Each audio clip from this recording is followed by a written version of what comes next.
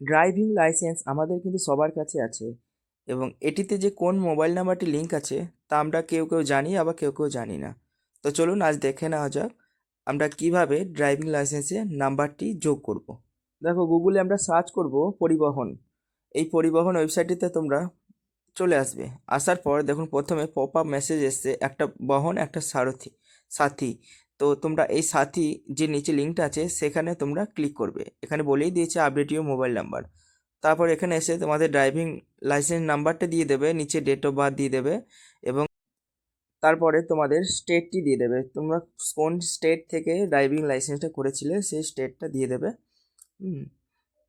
তারপরে নিচে যে ক্যাপচারটি আছে তোমরা সেই ক্যাপচারটি দেখে দেখে বসিয়ে দেবে।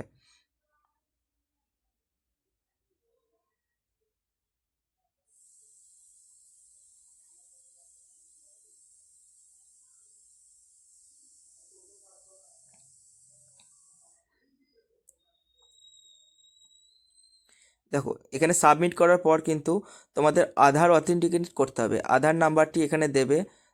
তারপরে দেখুন সঙ্গে সঙ্গে ওটিপি আসবে। চলুন আমি দিয়ে দিচ্ছি আধার নাম্বারটা।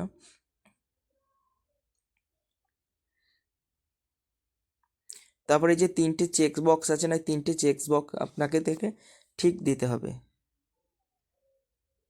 দেখুন ওটিপি আসার পর ওটিপিটি বসিয়ে দেবেন।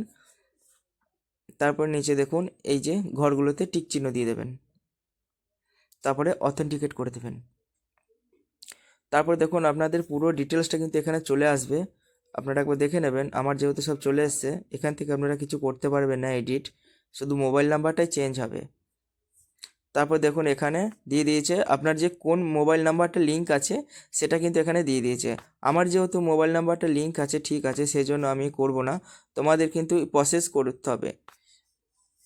প্রসেস করার পর দেখুন এখানে নতুন মোবাইল নাম্বার চাইছে, নতুন মোবাইল নাম্বার দুটো আপনারা দিয়ে এখানে প্রসেস করবেন, তাহলে আপনাদের মোবাইল নাম্বার দুটো চেঞ্জ হয়ে যাবে।